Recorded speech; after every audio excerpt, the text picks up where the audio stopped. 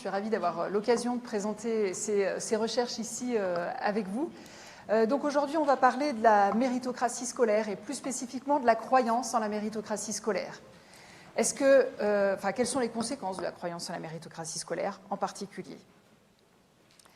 On a tous dit à nos élèves, à nos étudiants, à nos enfants en tant que parents, que pour réussir à l'école, ce qui compte, c'est surtout de travailler dur.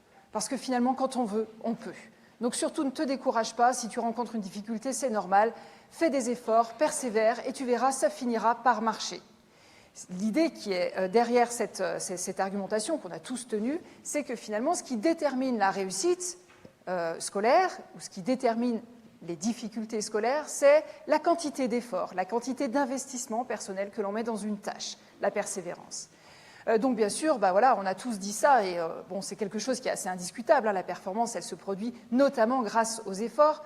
Mais ce qu'on va essayer de voir aujourd'hui ensemble, c'est comment cette croyance en la méritocratie scolaire, elle peut être à double tranchant. C'est-à-dire qu'il peut y avoir des effets à la fois positifs pour l'engagement des élèves, mais aussi peut-être quelques effets négatifs. Quand on parle de croyance en la méritocratie scolaire, on fait appel au concept de méritocratie, qui est donc un principe de justice distributive qui repose sur le principe d'équité. C'est-à-dire que c'est différent de l'égalité. On pourrait considérer que l'école doit donner exactement les mêmes diplômes à tout le monde. Ce n'est pas ça la méritocratie. La méritocratie, c'est plutôt l'idée qu'on va donner des diplômes qui correspondent au mérite de chacun. Un élève qui a bien travaillé, qui s'est donné les moyens, qui a travaillé dur, etc., va mériter en quelque sorte les meilleures notes et plus tard les meilleurs diplômes. À l'inverse, un élève qui n'a pas travaillé ne mérite pas d'obtenir les meilleurs diplômes. Donc c'est un principe de justice qui repose sur l'équité. Et ce dont on va parler aujourd'hui, c'est bien la croyance en la méritocratie, c'est-à-dire la croyance selon laquelle ce principe méritocratique est effectivement appliqué dans le contexte de l'école. Donc c'est la croyance selon laquelle les résultats de chacun sont l'aboutissement du mérite individuel en termes de capacité, d'effort et de travail. Donc je vais décomposer quand même cette définition. Il y a deux aspects sur lesquels je veux insister. Le premier, c'est l'aspect croyance. Ici, on parle bien de croyance en la méritocratie, donc de méritocratie descriptive, comme certains l'appellent, ou de perception méritocratique, et non de préférence méritocratique. C'est-à-dire que là, on n'est pas ce qu'on va mesurer dans les études que je vais vous présenter. Ce dont on parle, c'est vraiment est-ce que je pense que le système fonctionne de cette manière, et pas est-ce que je pense qu'il devrait fonctionner de manière méritocratique. D'accord ? Donc là, c'est bien la croyance. Et l'autre aspect, c'est la dimension effort et travail. En fait, dans la méritocratie, dans l'idée de la méritocratie, il y a à la fois l'idée de la capacité et des efforts, comme vous voyez, donc en termes de capacité, d'effort et de travail. Donc la dimension compétence, on va dire, puis la dimension plus contrôlable, donc d'effort et de travail et d'investissement. En fait, les deux sont importants dans la méritocratie, mais ici, on va surtout parler de la dimension contrôlable, pour reprendre ce que disaient les premiers auteurs sur les attributions. L'effort, on peut en faire plus ou moins, on peut décider d'en faire plus ou moins. Et on va voir qu'en fait, c'est surtout cette dimension contrôlable que les individus comprennent quand ils parlent de méritocratie scolaire. Et c'est surtout aussi cette dimension contrôlable qui va produire les effets dont on va parler. Beaucoup d'auteurs s'accordent d'ailleurs à dire que c'est bien la dimension effort et travail qui semble la plus déterminante lorsqu'on parle des effets de méritocratie descriptive. Cette croyance en la méritocratie scolaire, elle est relativement répandue et valorisée, en particulier à l'école, mais pas seulement. Je vais vous présenter simplement une étude très récente qui a été publiée il y a quelques mois. Ces auteurs-là présentaient des scénarios à des enfants, à des adultes, et donc on leur présentait une société imaginaire où il y avait c'était des extraterrestres, et donc il y a différents groupes, on va dire le groupe A, le groupe B, et on leur expliquait qu'en fait, sur ces groupes, il y a des différences, il y a des inégalités entre ces groupes. Par exemple, le groupe A est beaucoup plus riche que le groupe B. Ou alors le groupe A a globalement un niveau d'éducation bien plus élevé que le groupe B, etc., etc. Donc on leur présentait deux groupes fictifs qui étaient caractérisés par d'importantes inégalités. Ensuite, on demandait simplement aux participants d'expliquer ces inégalités. Alors dans la première étude, plus spécifiquement, les auteurs avaient interrogé des parents d'élèves, et ils disaient qu'est-ce que vous diriez à vos enfants pour expliquer ces inégalités ? Comment vous leur présenteriez les choses ? Puis ensuite, donc dans une deuxième étude, des parents ont été à nouveau interrogés, puis des enfants ont été interrogés. Comment tu expliquerais ces inégalités entre les groupes ? Et on leur proposait en particulier trois types d'explications. Des explications centrées sur les efforts, donc il y a un groupe qui a travaillé plus dur que l'autre. Des explications basées sur les capacités innées, il y a un groupe qui était plus intelligent que l'autre. ou des explications basées plutôt sur la chance. Il y a longtemps, il y a des membres d'un groupe qui ont trouvé de l'or, et donc c'est ce qui explique qu'ils sont plus riches aujourd'hui. Ce qui est ressorti de manière assez claire dans les deux études, c'est que l'explication qui est privilégiée, c'est bien l'explication en termes d'effort. Celle qui nous semble, celle qui est davantage mobilisée, à la fois lorsque les parents s'adressent à leurs enfants pour expliquer les inégalités sociales, ils vont plus le faire avec des explications basées sur les efforts qu'avec des explications basées sur les capacités et sur la chance. D'accord ? Donc il semble que ce soit quelque chose qu'on dit beaucoup et entre autres qu'on essaye d'enseigner aux enfants. Ce qui détermine le succès plus tard dans la vie, c'est bien la quantité d'efforts et de travail. C'est une croyance particulièrement répandue, valorisée, et ce, particulièrement à l'école. Donc il y a des travaux, par exemple, qui montrent que plus on évolue dans le système éducatif, plus on va loin dans le système éducatif, plus on croit en la méritocratie scolaire. Par ailleurs, il y a l'aspect, comme je le disais tout à l'heure, c'est presque une évidence pédagogique, de dire aux élèves qui doivent travailler pour réussir, voilà, bien sûr, c'est quelque chose qu'on va communiquer à l'école, il n'y a pas tellement de débat à avoir là-dessus. Et puis il y a des travaux de certains collègues qui ont montré qu'ils ont des paradigmes qui permettent de déterminer quelles sont les choses qui sont valorisées dans les yeux des enseignants. Donc par exemple, on demande à des élèves de se présenter de différentes manières, de répondre spontanément ou de répondre comme ils le feraient pour faire plaisir ou pour montrer qu'ils sont des bons élèves. D'accord ? Et ce qu'on observe, c'est que en fait, les explications qui relèvent de l'effort sont souvent les plus valorisées dans le contexte de l'école. Donc les élèves savent que s'ils doivent expliquer, par exemple, une réussite ou un échec d'ailleurs, on a la même chose qu'on explique une mauvaise note ou une bonne note, on va davantage mobiliser les efforts. C'est parce que j'ai pas assez travaillé ou c'est parce que j'ai bien travaillé, surtout si on veut faire plaisir à son enseignant. De la même manière, les études de ces mêmes auteurs sur les enseignants montrent la même chose. Les enseignants, effectivement, préfèrent lorsque les élèves expliquent leurs réussites et leurs échecs par leurs efforts ou leur manque d'efforts que par toutes les autres variables. D'accord ? Donc c'est bien les explications qu'on préfère. La question qu'on va se poser ici, c'est pas finalement est-ce qu'elles sont vraies ou pas, ces explications, ces attributions, c'est plutôt quel impact ça peut avoir sur les élèves, sur les enseignants et plus largement sur le système éducatif. On va vous présenter plusieurs éléments qui amènent à prédire que cette croyance, elle est à double tranchant, comme je l'évoquais tout à l'heure, c'est-à-dire que d'un côté, elle va entraîner un certain confort psychologique, de la persévérance, de la persistance, etc., donc sur le plan individuel, mais qu'en même temps, croire en la méritocratie scolaire, c'est aussi croire que le système dans lequel on évolue est un système qui est juste, qui fonctionne bien, et donc ça peut aussi représenter un frein à l'innovation pédagogique, au changement des pratiques, voire à l'action collective. Sur le plan du confort psychologique, si on revient aux travaux sur la résignation acquise, par exemple, de Seligman, on sait bien qu'on a besoin d'avoir un sentiment de contrôle pour avancer dans la vie, globalement, et c'est aussi le cas à l'école. D'accord ? Lorsque les individus n'ont plus de sentiment de contrôle, ce qui risque de se produire, c'est de la résignation acquise, c'est-à-dire qu'ils ne font plus d'efforts parce que finalement, on a l'impression que ça ne sert à rien. Donc, bien entendu, valoriser les attributions en termes d'effort et de travail, c'est important parce que ça permet de maintenir un sentiment de contrôle chez les élèves. Et donc, avec le sentiment de contrôle, eh bien, on va avoir de la persévérance. Dans le même ordre d'idée, et plus récemment, tous les travaux de Carol Dweck et autres collaborateurs, Yeager et d'autres, ont bien mis en évidence qu'adopter un growth mindset, c'est-à-dire un état d'esprit de développement, donc l'idée que l'intelligence, c'est quelque chose qui se construit avec les efforts, le travail, la persévérance. Cet état d'esprit-là est associé à un certain nombre de comportements positifs dans le contexte de l'enseignement, de l'éducation, de la persistance, des efforts, bien sûr, de la motivation intrinsèque, etc., etc. Et en plus de ça, c'est un état d'esprit qui semble bénéficier particulièrement à ceux qui en ont le plus besoin, donc à savoir les élèves issus de groupes stigmatisés, par exemple, issus d'un milieu social défavorisé. D'accord ? Donc ce growth mindset, c'est quelque chose qui semble plutôt bénéfique pour les apprentissages. Et c'est bien, à nouveau, un état d'esprit qui est associé à une vision très méritocratique. Quand on veut, on peut. Donc, tant que tu n'as pas essayé, tu ne peux pas savoir si ça ne marche pas. Ce qui compte, c'est les efforts et la persévérance.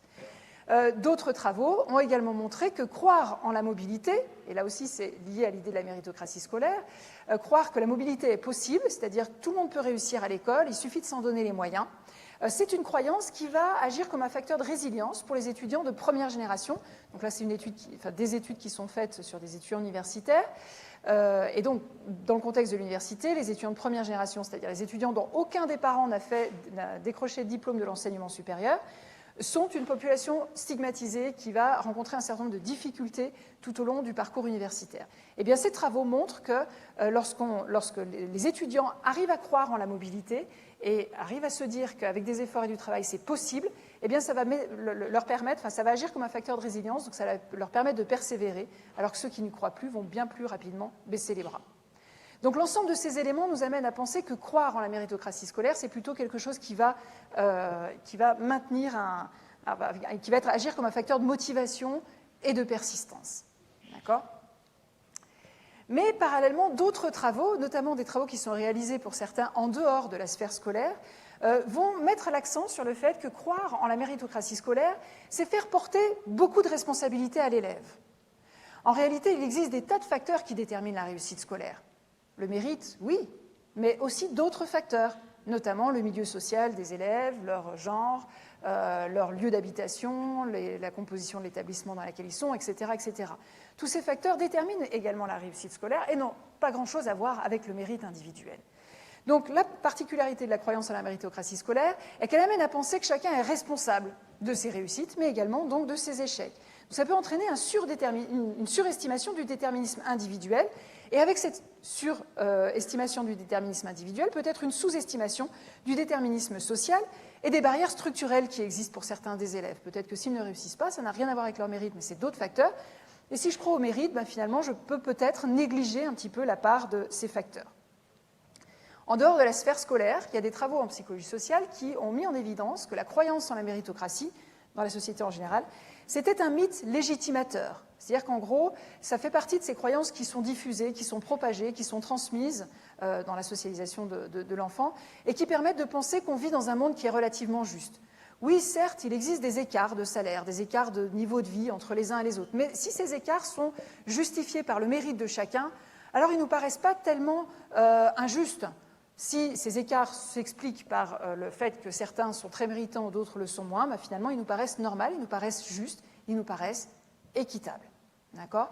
Donc, d'après ces auteurs, dont John Jost et d'autres, la croyance en la méritocratie, c'est l'un de ces mythes légitimateurs qui explique les inégalités sociales, donc qui leur donne une légitimité, et par conséquent, qui va freiner, bien sûr, le changement, puisqu'à partir du moment où on pense que le système est juste, on a moins envie de le changer. Donc ces éléments-là amènent à penser que même si la croyance en la méritocratie scolaire, à titre individuel, c'est quelque chose qui peut favoriser la persistance, la motivation, bien à titre collectif, ça peut représenter un frein au changement. Ces éléments sont d'autant plus vrais qu'on sait que le système éducatif joue un rôle fondamental dans la reproduction des inégalités sociales.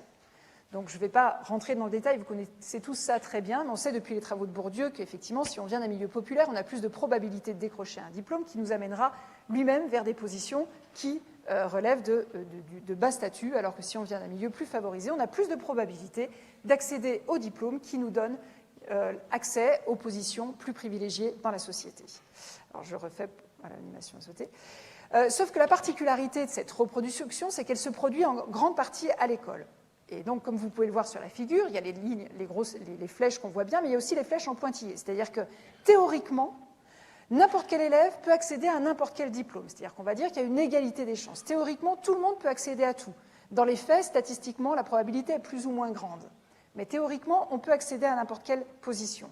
Et le fait qu'il y ait ce principe d'égalité des chances fait que s'opère à l'école une sélection très importante. C'est-à-dire qu'il revient à l'institution scolaire de trier en quelque sorte les élèves, de déterminer qui sont les élèves les plus méritants et les moins méritants, c'est-à-dire qui sont ceux qui vont être orientés vers les métiers les plus favorisés ou les moins favorisés dans la société.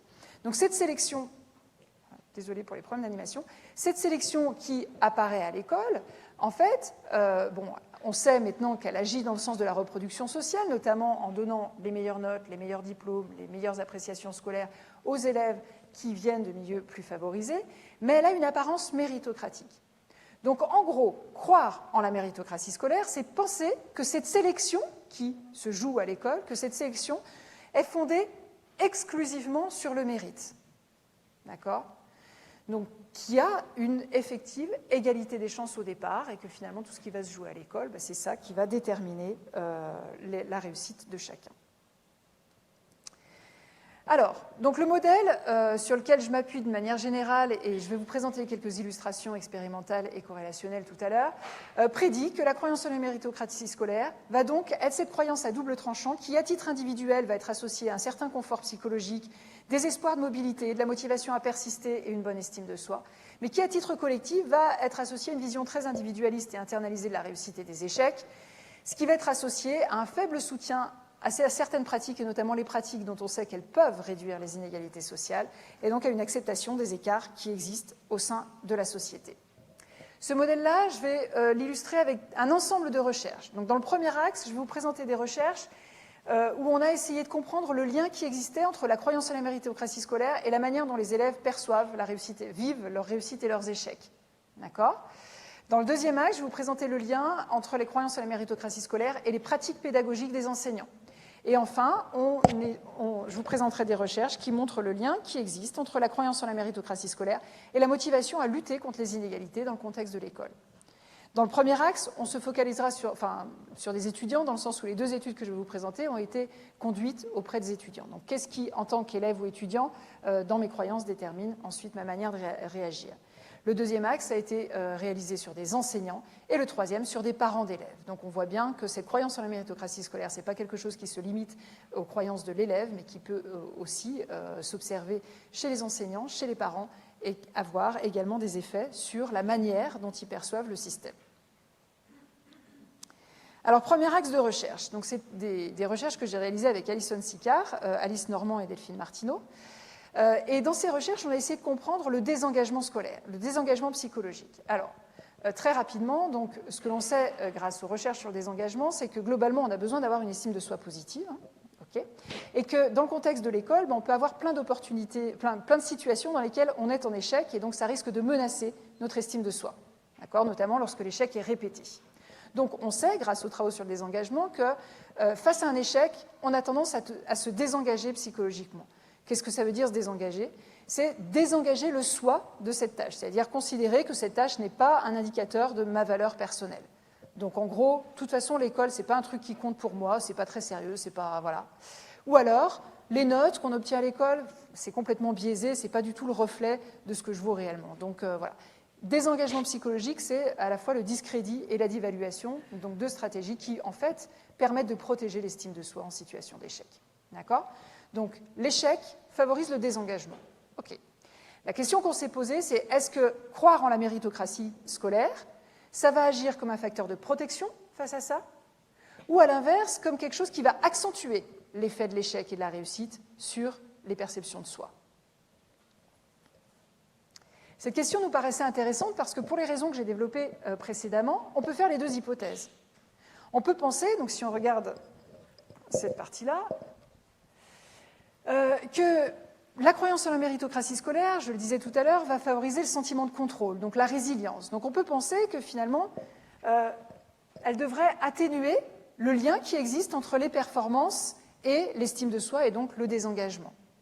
En gros, si je crois en la méritocratie scolaire, je gagne du contrôle, donc je persiste. Donc si j'échoue, c'est pas très grave, je garde du contrôle. Donc ça, cette prédiction est la suivante. Mais on peut également penser que croire en la méritocratie scolaire, c'est penser que les échecs et les réussites sont vraiment le reflet de ce que l'on vaut en tant que personne, d'accord, puisqu'ils sont sous notre responsabilité. Donc, on peut penser qu'en faisant porter la responsabilité des échecs et des réussites aux individus, la croyance en la méritocratie scolaire pourrait, au contraire, les fragiliser en situation d'échec. Donc, c'est l'hypothèse qui est représentée ici. Ce qu'on voit bien sur ces deux hypothèses alternatives, c'est que dans tous les cas, on s'attend à ce que l'échec entraîne plus de désengagement que la réussite. Vous serez d'accord avec ça. La question, c'est est-ce que la croyance va diminuer cet effet ou est-ce qu'elle va, à l'inverse, l'accentuer ? On a mené deux études pour essayer de répondre à cette question.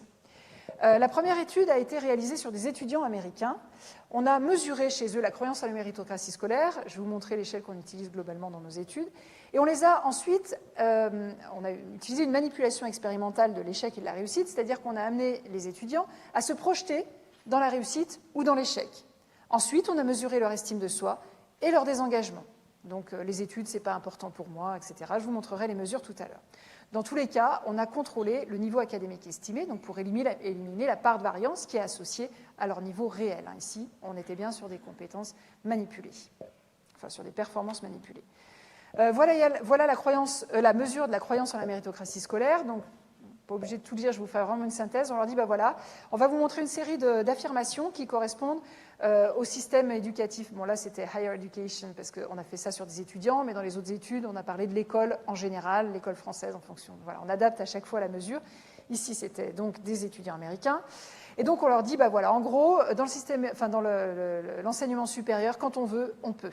Là où il y a de la volonté, il y a des résultats. Tout le monde peut réussir. Pour réussir, il faut se donner les moyens, il faut travailler dur, etc., etc.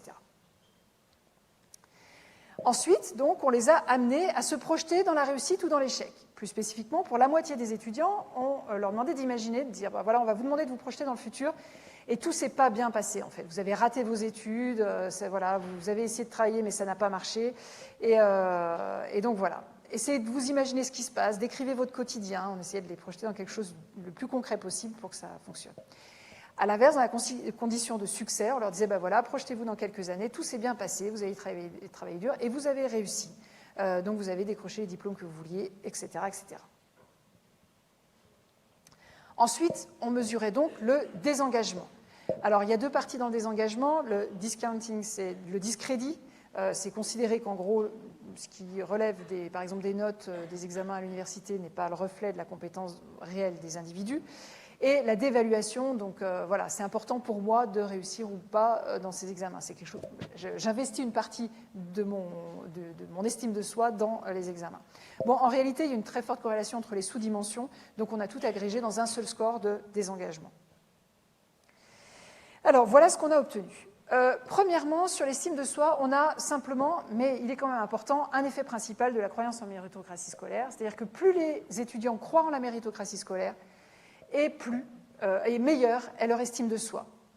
Et de la même manière, donc il y a un négatif cette fois, puisque le désengagement c'est dans le sens inverse, mais plus ils croient en la méritocratie scolaire, et moins ils se désengagent. Donc il semble que dans l'ensemble, effectivement, croire en la méritocratie scolaire, c'est plutôt un facteur protecteur. Toutefois, on obtient bien l'interaction attendue seulement sur le désengagement, et cette interaction, elle est dessinée ici. Donc là, il y a bien sûr ce lien négatif, d'une manière générale, mais je vous rappelle que cette interaction, elle nous permettait de tester dans quelle mesure l'effet de la performance, donc le désengagement plus élevé en conditions d'échec qu'en conditions de réussite, était accentué ou réduit. Et ce qu'on voit bien ici, c'est qu'il est accentué. Voilà. C'est qu'il est accentué. C'est-à-dire qu'en fait, pour ceux qui croient faiblement à la méritocratie, qu'ils soient en conditions d'échec ou de réussite, ça ne fait pas une grosse différence sur le niveau de désengagement. Par contre, pour ceux qui croient en la méritocratie scolaire, c'est là qu'on observe la différence se manifester. Même si on a, contrairement aux attentes, cet effet principal qui fait pencher un petit peu tout dans ce sens-là. Donc si on doit synthétiser ces résultats en une phrase, on peut dire que malgré un effet globalement plutôt positif, la croyance en la méritocratie scolaire augmente quand même l'impact de la performance, succès-échec, sur le désengagement. On prend un peu plus au sérieux nos réussites, on pense que ça correspond un peu plus à ce que l'on vaut, et donc ça affecte plus grandement le désengagement. Il y a toutefois une limite importante dans cette étude, c'est qu'on a voulu manipuler l'échec et la réussite, mais on se doute bien que des échecs réussites imaginés, c'est moins impactant que la réussite et l'échec lorsqu'on la vit au quotidien en tant qu'étudiant ou en tant qu'élève, lorsqu'elle reflète vraiment notre réussite dans le contexte éducatif. Donc dans l'étude 2, on a voulu répliquer avec une mesure de la performance réelle des étudiants en contexte académique. Et bon, cette étude a été réalisée sur des Français, cette fois-ci, ce qui nous a amené à adapter les échelles.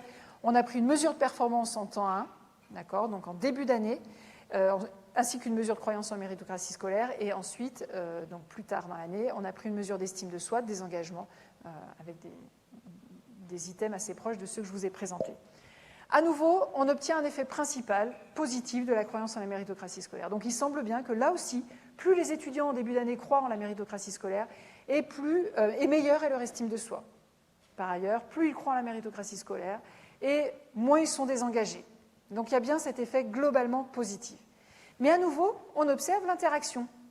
Alors même si on a l'impression que ce n'est pas la même, mais en fait c'est la même, cette interaction, c'est-à-dire qu'elle montre bien là encore qu'il y a une accentuation de l'effet de la performance chez ceux qui croient fortement à la méritocratie, c'est-à-dire c'est chez eux que la performance affecte le plus la probabilité de se désengager. La différence avec l'étude précédente, c'est qu'ici, on est sur de la performance réelle, donc on a un effet principal de la performance qui est beaucoup plus important, bien sûr. C'est-à-dire que globalement, ceux qui ont des moins bonnes performances sont beaucoup plus désengagés, donc discréditent et dévaluent beaucoup plus l'école que ceux qui sont en réussite. Hein, et c'est plus le cas avec une mesure de la performance qu'avec une performance manipulée. Donc à nouveau, on peut dire que malgré un effet globalement plutôt positif, la croyance en la méritocratie scolaire augmente l'impact de la performance, succès versus échec, sur le désengagement. Ça, c'est simplement le rappel des hypothèses pour dire que finalement, on a trouvé des éléments qui alimentent un petit peu les deux hypothèses. On n'a ni l'un ni l'autre, mais on a un peu de l'un et un peu de l'autre. Hein, on a à la fois l'effet plutôt positif sur estime de soi, donc plutôt facteur de résilience, facteur de protection, mais on a aussi l'effet accélérateur, l'accentuation de l'effet de la performance sur le désengagement. Donc ces données-là permettent d'alimenter surtout la première partie du modèle, c'est-à-dire montrer qu'à titre individuel, la croyance en la méritocratie, elle est associée à un certain confort psychologique, des espoirs de mobilité, de la motivation à persister. Mais elle commence déjà à montrer qu'elle est aussi liée à une vision très individualiste et internalisée de la réussite et des échecs. Ce qu'on va voir dans la deuxième partie, c'est plutôt ce qui relève des enseignants. Et est-ce que les croyances en la méritocratie des enseignants déterminent leur pratique dans le contexte de l'école ? Alors, cette étude, elle a été menée en collaboration avec une association qui s'appelle l'association SynLab, dont la fonction est justement de former des enseignants. Donc, c'est former des enseignants avec des outils pédagogiques qui ont été testés scientifiquement. Et donc, cette association se repose beaucoup, pas seulement, mais beaucoup, sur l'ouvrage de Hattie, qui permet de quantifier les effets de différentes pratiques pédagogiques. D'accord ?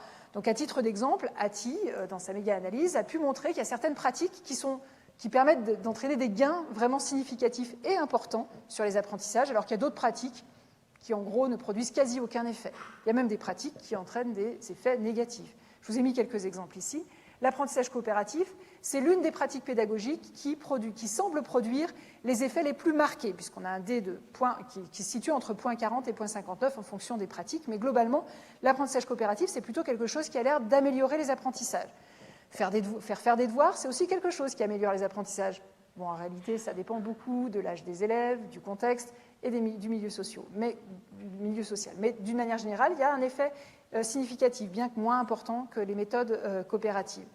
Par contre, tout ce qui est réduction de la taille des classes, classes multi-âges, redoublement, c'est des effets qui sont beaucoup moins importants en termes de taille, et pour redoublement, c'est même des effets négatifs. Donc simplement, c'est un ouvrage de synthèse qui permet de mettre l'accent sur ce qui semble fonctionner et ce qui semble fonctionner le mieux ou le moins. D'accord ? Ça permet de quantifier en fait le degré, les bénéfices de chacune de ces pratiques.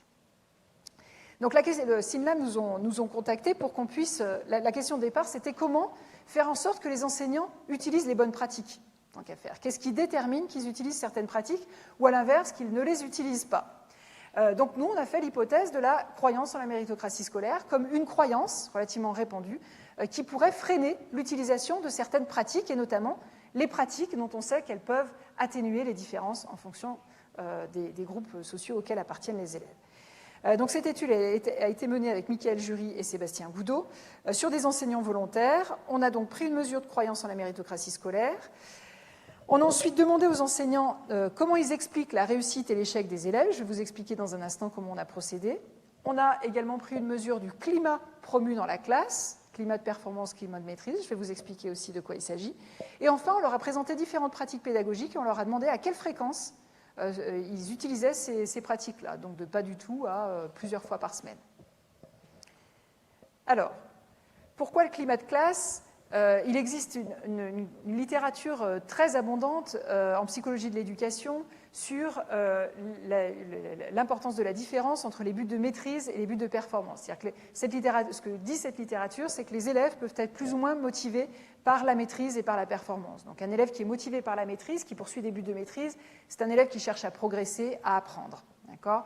Un élève qui poursuit majoritairement des buts de performance va plutôt être motivé par la réussite comparativement à celle des autres.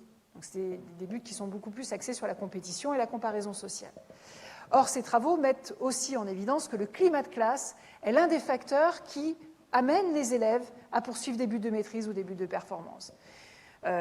Globalement, ce qui ressort de cette littérature, même s'il y a des débats importants sur les effets sur les performances, mais globalement, ce que recommandent ces chercheurs, c'est que les enseignants encouragent un climat de maîtrise, donc qui met l'accent sur le progrès de chacun, plutôt que mettre l'accent sur la comparaison sociale entre les élèves. Donc on a mesuré ça dans notre étude. On a également mesuré les attributions, je l'évoquais tout à l'heure, c'est-à-dire qu'on a demandé aux enseignants qui participaient, on leur a dit, imaginez donc un élève qui aurait la note de 14 sur 20, ce qu'il faut savoir c'est qu'en France ça correspond à plutôt une bonne note, ce n'est pas une note exceptionnelle mais c'est plutôt une bonne note, et la note de 8 sur 20, ce qui en France correspond à une note plutôt mauvaise. Vous savez qu'on utilise rarement l'échelle de 0 à 20 en France, donc 8-14 ça correspond à peu près à bonne note, mauvaise note. On leur a demandé de penser à ces élèves-là et de dire à quel point ils pensaient que chacune des causes suivantes pouvait expliquer cette note. Et sur les causes, on a mis un pourcentage de travail personnel, capacité, enseignant et famille. On leur expliquait qu'il fallait que la somme soit égale à 100%. Donc ça nous permettait de savoir quelle était la proportion attribuée à chacun de ces facteurs. Parce que le problème, c'est que si on leur demande « est-ce que vous pensez que c'est dû au travail personnel ?», ils vont tous répondre au maximum sur l'échelle. Parce que oui, bien sûr, la réussite et l'échec sont en partie dus au travail personnel. Ce qui nous intéressait, c'était la part qu'on attribuait au travail personnel et aux autres facteurs, et notamment enseignants et famille, puisque c'est plus des facteurs externes. Ensuite, on a présenté une série de pratiques pédagogiques, donc voilà, il y en avait 17 au total, mais ici on va simplement parler des deux ensembles de pratiques qui étaient les plus importantes ici, puis celles sur lesquelles on a obtenu des effets. Donc, ce qui relève des pratiques coopératives, donc il y avait deux items du type, donc il y avait faire coopérer les élèves entre eux de façon à ce que chaque élève progresse dans l'apprentissage, proposer à un élève qui a terminé un travail, d'aider un élève qui a des difficultés.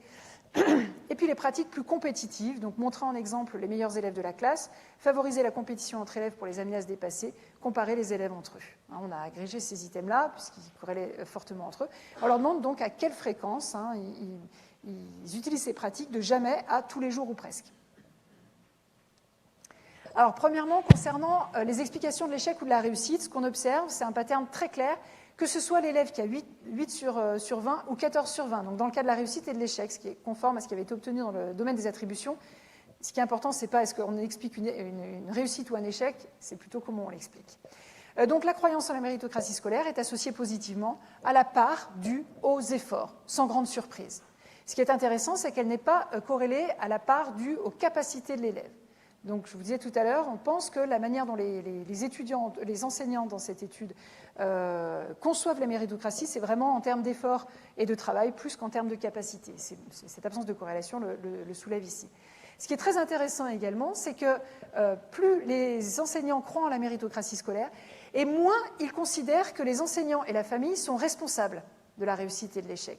Donc cette surestimation interne, elle est aussi associée à une sous-estimation des facteurs externes.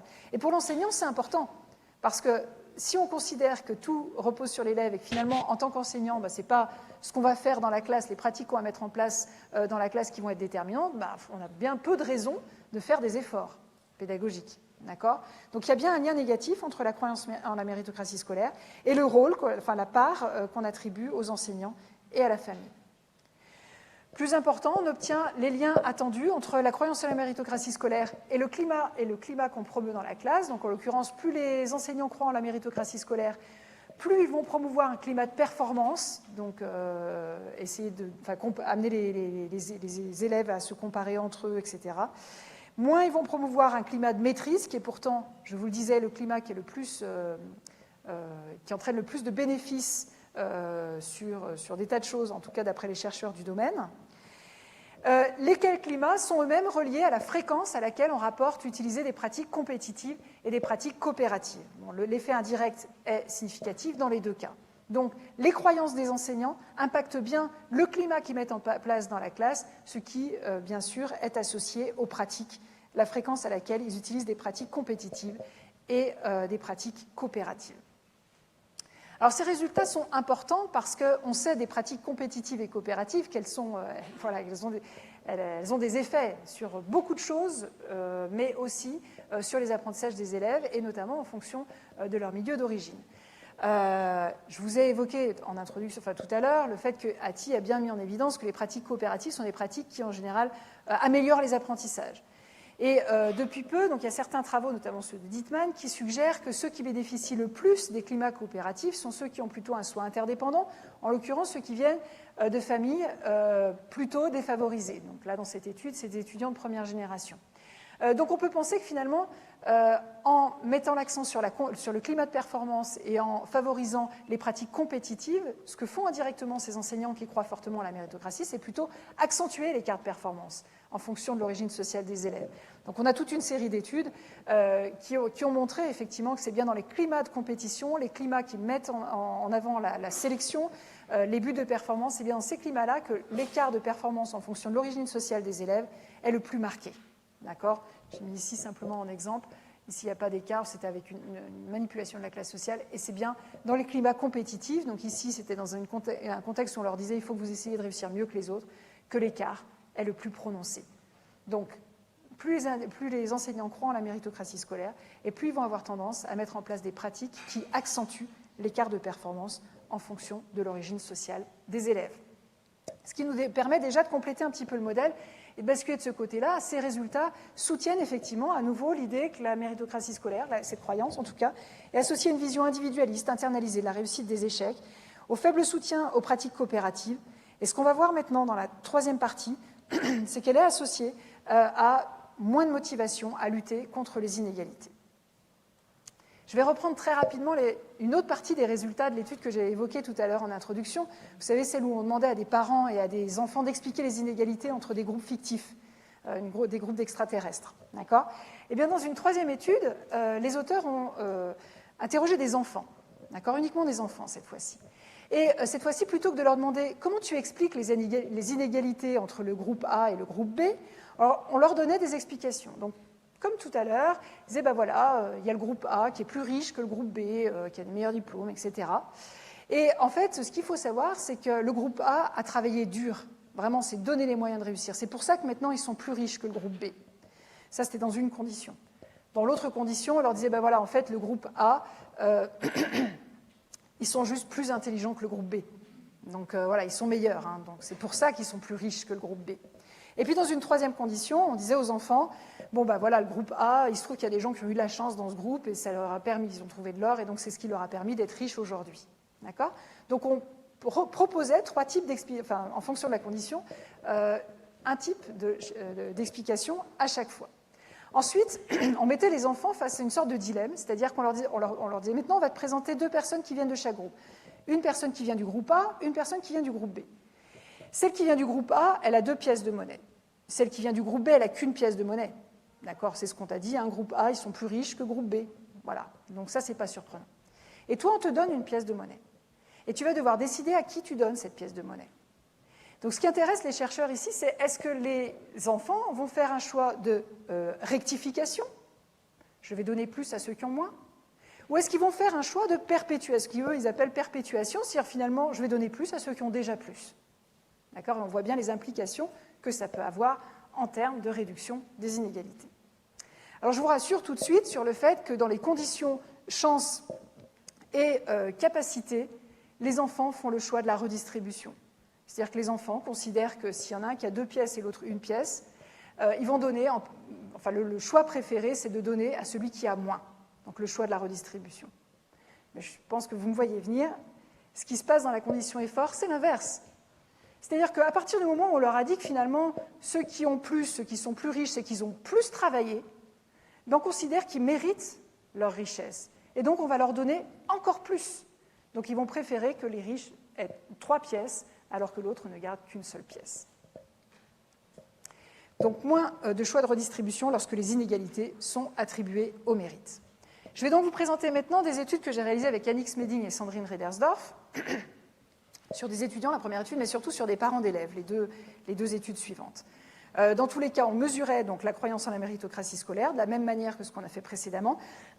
Et ensuite, on présentait un petit scénario avec une méthode fictive, une méthode pédagogique. Ce qui nous intéressait, c'était est-ce que les parents d'élèves allaient avoir envie que cette méthode soit implémentée dans l'école de leurs enfants. Alors plus spécifiquement, on leur disait, en fait, les chercheurs en éducation travaillent sur de nouvelles méthodes pédagogiques. Il y a une méthode qui a été mise en évidence qui s'appelle la méthode alpha. Cette méthode, on commence à avoir des résultats qui montrent qu'elle est très efficace, elle permet d'améliorer les apprentissages, donc ça c'est déjà un point positif, mais surtout elle permet de réduire l'écart de performance en fonction du milieu social d'origine. Donc c'était des résultats fictifs, hein, bien sûr. Alors on disait, regardez ce qui s'est passé. Ça, c'était avant l'implémentation de la méthode. Et ensuite, cette méthode pédagogique a été implémentée dans l'ensemble des matières pendant tout un semestre. Et regardez ce qui se passe après. On voit bien que tous les élèves ont progressé, mais surtout, il y a une égalisation des performances. D'accord ? On présentait cette méthode fictive, et ensuite, on leur demandait ce qu'ils pensaient de la méthode, et surtout, on leur disait, imaginez maintenant que l'établissement de votre enfant, donc là, je parle des études sur les parents d'élèves, soit même prêt à mettre en place la méthode alpha dans l'école de vos enfants. Est-ce que vous accepteriez de participer à un groupe de réflexion composé d'enseignants, de professionnels, de spécialistes et de parents d'élèves pour réfléchir à sa mise en place? Donc c'est une mesure plus comportementale de soutien à l'implémentation de cette méthode. On a 4 niveaux d'engagement, donc ils pouvaient répondre « Je ne suis pas intéressé, je souhaite recevoir un document d'information sur ce groupe de travail, je souhaite participer à une réunion d'information ou je souhaite participer à ce groupe. » D'accord ? En outre, dans les 2 dernières études, donc les études qui étaient présentées, qui étaient réalisées sur des parents d'élèves, en fait, on présentait 2 versions de la méthode alpha. Dans une condition, on présentait la méthode égalisante, c'est celle que je viens de vous présenter. Mais dans l'autre condition, on présentait cette méthode comme étant non pas égalisante, mais conservante ou maintenante, vous l'appelez comme vous voulez.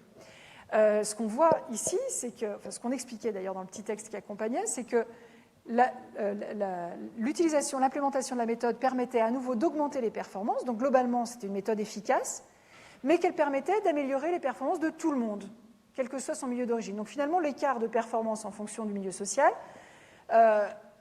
était maintenu. Il était juste il était équivalent en termes de taille, mais voilà, les performances moyennes étaient plus élevées. Pourquoi on a fait ça? Parce qu'on voulait savoir à quel point ce qui freinait, c'était le changement pédagogique d'une manière générale, ou bien le changement pédagogique lié à la promotion de l'égalité dans les classes. Eh bien, on a obtenu de manière très consistante un lien entre la croyance en la méritocratie scolaire et le soutien à la méthode pédagogique innovante, quelle qu'elle soit. Donc ça, c'est l'effet principal. Plus les parents croient en la méritocratie scolaire et moins ils ont envie de s'engager pour mettre en place la méthode alpha dans l'école de leurs enfants. Et ce qu'on voit également, c'est l'effet d'interaction dans les études 4B et 4C, qui montre que cet effet-là, en fait, il est significatif pour la méthode égalisante, mais pas pour la méthode conservante. Donc c'est bien la mise en place d'une méthode qui égaliserait les performances en fonction du milieu social des élèves. C'est bien ça qui semble bloquer chez les personnes qui croient fortement en la méritocratie scolaire. Donc cette fois, les recherches, ces derniers axes de recherche alimentent plutôt la deuxième partie du modèle, à savoir que plus on croit en la méritocratie scolaire, et moins en fait on est favorable au changement de l'école d'une manière générale, et notamment à la volonté de lutter contre les inégalités. À savoir que Anatolia Batrouche a récemment publié une recherche qui va aussi dans le sens de cette idée, puisqu'elle a montré que les croyances concernant la méritocratie dans le contexte de l'école corrèlent fortement avec la perception que l'on a au niveau de la société des inégalités sociales. D'accord ? Donc il y a bien une transposition de ce qu'on croit au sujet de l'école et ce que l'on pense de la société dans son ensemble. Ok, donc sur l'ensemble de ces résultats, on voit bien que croire ou ne pas croire en la méritocratie scolaire, c'est quelque chose qui peut produire des effets à double tranchant. Il y a des auteurs qui pointent, qui mettent l'accent sur le fait que, en fait, la méritocratie, c'est un idéal, c'est souvent présenté comme un idéal, mais c'est quelque chose qu'on ne peut jamais atteindre. C'est bien parce que la méritocratie scolaire n'existe pas, hein, on n'arrive pas à être dans une situation d'égalité des chances, et c'est bien pour ça qu'y croire pose problème. D'accord ? Donc c'est à la fois c'est une promesse à laquelle on n'arrivera jamais à accéder, et peut-être que c'est pas plus mal d'ailleurs, parce que si on était dans un environnement totalement méritocratique, ce serait peut-être un petit peu compliqué aussi. Donc finalement, voilà, c'est une promesse à la fois unfulfilled and unfulfillable, et surtout, dans ce contexte-là, c'est une croyance qui est erronée. Donc croire en la méritocratie scolaire, c'est se tromper en fait. C'est-à-dire qu'il n'y a pas que le mérite qui détermine la réussite scolaire. Et donc c'est une croyance à double tranchant, donc à la fois rassurante, motivante, engageante sur le plan individuel, mais même on pourrait dire aussi sur le plan collectif, parce que finalement, croire que le système scolaire est méritocratique, ça permet de justifier les inégalités qui existent ensuite dans la société. Donc ça entraîne une certaine satisfaction, justification du système. C'est plus confortable de se dire qu'on vit dans un monde juste que de se dire qu'on vit dans un monde qui est inégalitaire. D'accord ? Donc Voilà, quelque chose de très positif, de très rassurant. Mais en même temps, c'est une croyance qui contribue à freiner le changement, en particulier le changement visant davantage d'égalité. Alors bien sûr, ça c'est une première série de travaux et il y a des choses qu'on devra faire pour alimenter et dessiner les contours de ces effets-là. En particulier, une limite importante de l'ensemble des études que je vous ai présentées, c'est qu'on a toujours mesuré la croyance en la méritocratie scolaire. Donc on a fait la différence en gros entre ceux qui y croient fortement, moyennement ou faiblement. Or, tout ça, ça corrèle avec d'autres choses, hein, notamment l'orientation politique, et pas seulement, et le statut. Mais donc, ce serait intéressant, comme nouvelle étape, de manipuler la croyance en la méritocratie scolaire afin d'établir plus de causalité, de montrer que c'est bien parce qu'on amène les gens à croire en la méritocratie scolaire que se produisent ensuite les effets dont on a parlé. Il y a différentes manières de le faire. Je ne vais pas les détailler parce que j'ai l'impression que j'arrive au bout du temps, mais je pourrais revenir dessus si vous avez des questions. Également, ce serait intéressant de s'interroger sur cet aspect double tranchant. Est-ce qu'ils ne sont pas reliés finalement? Est-ce que ce n'est pas parce que justement cette croyance en la méritocratie scolaire a une fonction apaisante que finalement les individus ont tellement de difficultés à ne plus y croire? Il y a des travaux qui montrent par exemple que parfois, même lorsqu'on présente des preuves expérimentales du fait que les réussites scolaires ne sont pas forcément que liées au mérite individuel, les gens font un petit peu de résistance et qu'on a besoin quand même de se dire que si, ça marche quand même comme ça. D'une manière plus appliquée, on peut s'interroger sur est-ce qu'on doit continuer à faire ce qu'on fait tous, hein? Je le disais en introduction de cette présentation, en tant que parents, c'est ce qu'on dit à nos enfants, en tant qu'enseignant, c'est ce qu'on dit aux étudiants, aux élèves, il faut travailler dur et c'est ça qui va déterminer que tu réussisses ou pas. Alors oui, bien sûr, parce que l'idée d'attribuer la réussite aux efforts ou au manque d'efforts, au travail, c'est bien sûr indispensable et très utile, notamment pour maintenir un sentiment de contrôle, de la persévérance, permettre aux élèves aussi de bas statut de ne pas se résigner. On l'a vu, donc il y a bien un effet positif de cette croyance-là. Mais tout est une question de degré, en fait. D'accord ? Donc, dire que les efforts et le travail déterminent en partie la réussite scolaire, ça n'empêche pas de reconnaître qu'il existe aussi des tas d'autres facteurs qui impactent la réussite et l'échec scolaire. Et que ces tas d'autres facteurs, bien souvent, n'ont absolument rien à voir avec le mérite de chacun. Donc reconnaître l'existence de la méritocratie ne signifie pas que seule la méritocratie détermine la réussite. Donc il y a d'autres facteurs. Et reconnaître le poids de ces autres facteurs, ça va limiter le risque de surattribution à des dispositions internes et les effets délétères qui y sont associés, dont on a parlé ici, donc à savoir la sous-estimation de l'impact du milieu social, de l'enseignant. Je trouve que c'est quand même quelque chose d'assez parlant. Il faut que l'enseignant aussi se sente responsable de ce qui va arriver à l'élève. Et donc reconnaître que ça impacte aussi sa réussite, c'est important. Et surtout le faible soutien à la coopération et aux pratiques qui visent la réduction des inégalités. Voilà, je vous remercie de votre attention.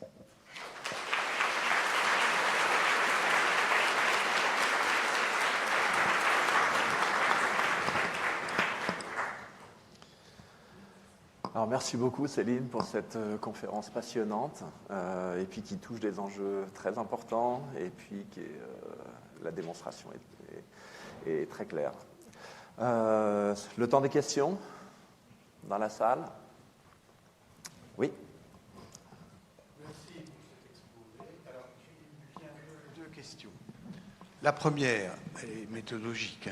Je m'appelle Jean-Claude Régnier, je suis prof émérite à Lyon 2 et du laboratoire ICAR. La première qui m'est venue, c'est que tu donnes deux exemples de construction de données, un dans le contexte français et dans le contexte américain.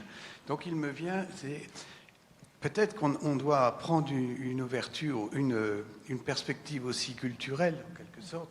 Est-ce que les concepts mérite et méritocratie ont le même sens aux États-Unis qu'en Europe ou qu'en France? D'accord? Sinon, on le postule comme un concept universel. Je ne te demande pas de répondre. La deuxième, le fruit de ces études, comme on en produit beaucoup en France en particulier, et je me dis après, ça sert à quoi? Donc, comment tu vois la place de ces résultats sur le regard de cette question de la méritocratie dans la formation des enseignants en 2022, en France? Voilà, c'est tout. Ben, je vais faire une réponse Ça, commune j'aimerais aux bien deux. que tu répondes à celle-là. Aux deux points.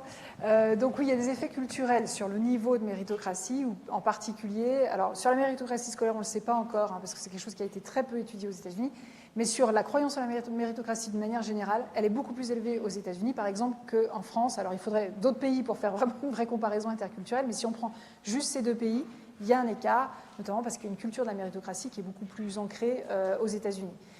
Donc ça, c'est sur le niveau de base de méritocratie. Mais ce qui est intéressant dans nos données, c'est qu'en fait, d'un côté comme de l'autre, le côté prédictif, enfin, cette croyance prédit finalement la même chose. Donc même si on est sur des niveaux différents, la prédiction semble similaire. Après, sur qu'est-ce qu'on doit faire, ben justement, en fait, c'est une question qui est importante parce qu'on a tendance... j'ai l'impression, je vais prendre l'exemple des états d'esprit de développement, du growth mindset, de la conception de l'intelligence malléable, etc. Donc tout le programme développé par Carol Dweck et collaborateurs. Donc c'est un programme qui s'est surtout développé aux États-Unis. Et c'est quelque chose qui est assez... bien sûr, ça nous parle. Donc c'est quelque chose qui marche très bien. C'est-à-dire que lorsque les enseignants entendent ça, ils disent « mais oui, c'est sûr, c'est ce qu'il faut faire. Il faut promouvoir les efforts, le travail, dire aux élèves que c'est qu'une question de volonté et que quand on travaille dur, ben, on finit par gagner en compétences et on finit par y arriver. » Donc c'est quelque chose de très motivant, c'est très vrai, surtout développé aux États-Unis. Mais ces derniers temps, en France, ça a été énormément développé. Il y a 10 ans, personne connaissait, enfin quasi personne ne connaissait ces théories-là, et maintenant ça fait partie des recommandations, par exemple, du ministère de l'Éducation nationale. Le Conseil scientifique a beaucoup prôné le développement des Growth Mindset Interventions, donc y compris à l'école primaire. Donc très bien, je veux dire, très bien pour tous les aspects positifs qu'on a vus ici et qui existent vraiment, donc pour ça c'est bien, mais attention à la dérive que ça peut avoir, qui consiste à considérer qu'en fait l'élève est forcément le seul responsable de ce qui lui arrive à l'école, donc sa réussite comme son échec. Voilà. Je ne sais pas si ça répond à la question. C'est une conception très individualiste. Qui s'est largement développée à partir des années 80. Ça, c'est sûr, le monde, c'est pas ma génération. Avec la pédagogie Freinet, fondée sur la coopération à l'école. Ouais. Et ça, c'est des solutions. Ouais. C'est des solutions qui ont été des solutions de mobilité sociale. Oui, tout à fait. Alors évidemment, c'était au millénaire passé, je sais bien. Non, tout à fait. Et c'est vrai que cette vision individualiste, elle est liée à une faible utilisation de pratiques coopératives. Et pour ceux que ça intéresse, je vous invite à venir demain matin à la présentation que fera ma collègue Céline Buche sur tous les bienfaits justement des pratiques coopératives. Et oui, c'est une vision beaucoup moins individualiste de l'apprentissage avec des effets très positifs. Je suis d'accord. Merci. Autre question ?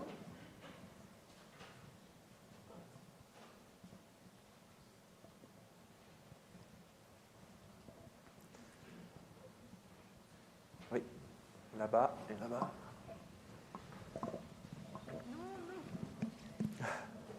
Ici.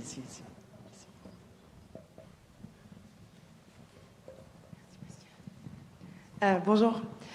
Donc moi je suis Sandrine Mercier, je suis formatrice à l'INSPE de Nantes.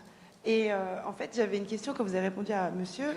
Je me demande en fait à quel point aussi, moi je travaille beaucoup en REP+, comment l'entourage peut aussi envoyer de mauvais signaux puisque beaucoup d'enfants n'ont pas réussi scolairement, puis finalement n'iront pas plus loin. Donc la méritocratie c'est bien, mais il y a le déterminisme social.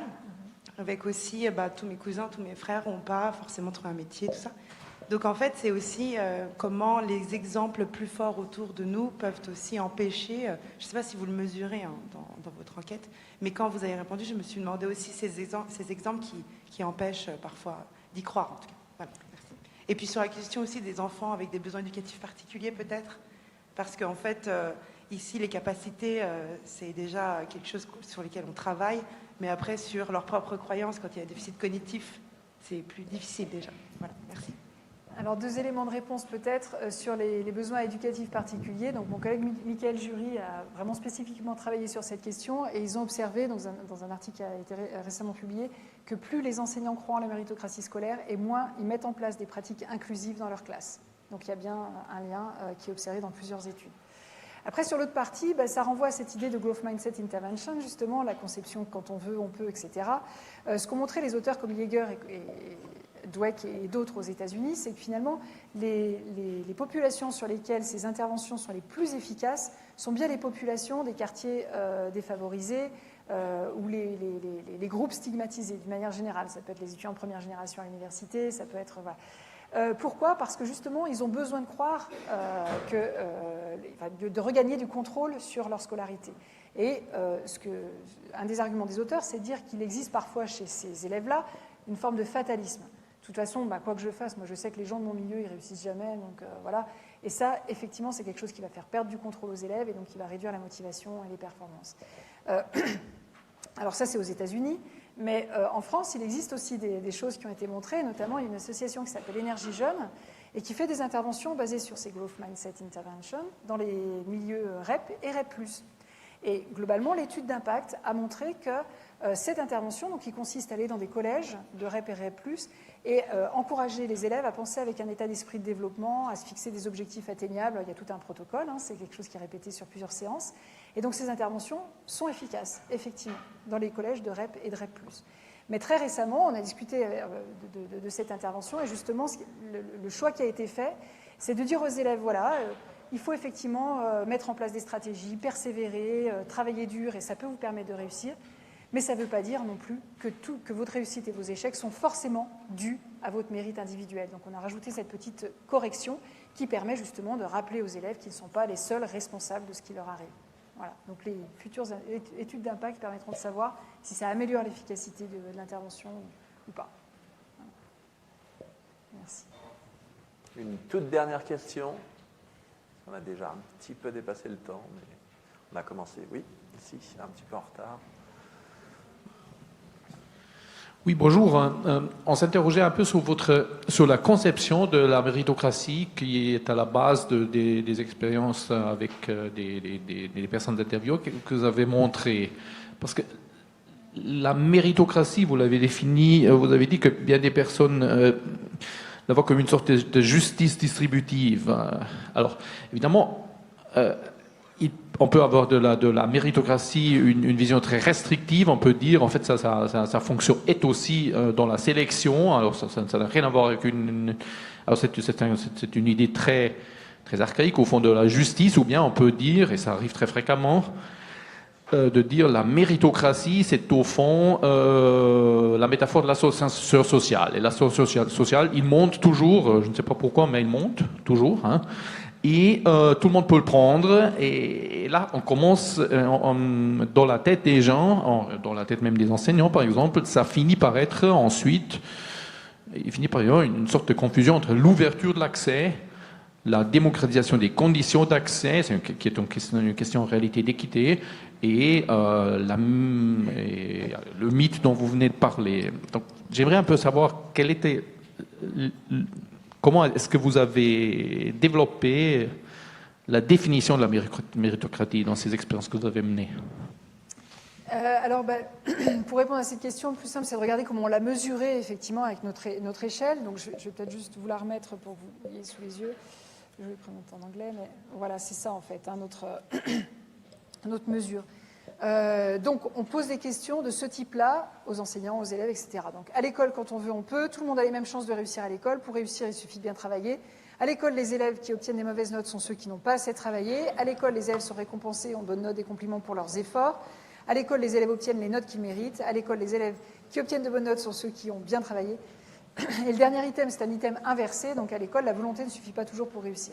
Donc, ça, c'est comme ça qu'on l'a mesuré. Voilà. C'est un item inversé, donc voilà, on le recode avant de créer le score, et généralement on a un alpha qui est bon, donc voilà. Donc en fait, ce qu'on peut voir ici, c'est que la plupart des items sont quand même plus axés sur la dimension effort et travail, mais il y a quand même l'idée de la capacité derrière. Voilà. Je ne sais pas si ça répond à votre question. Bien, merci beaucoup. Merci encore Céline pour cette excellente conférence.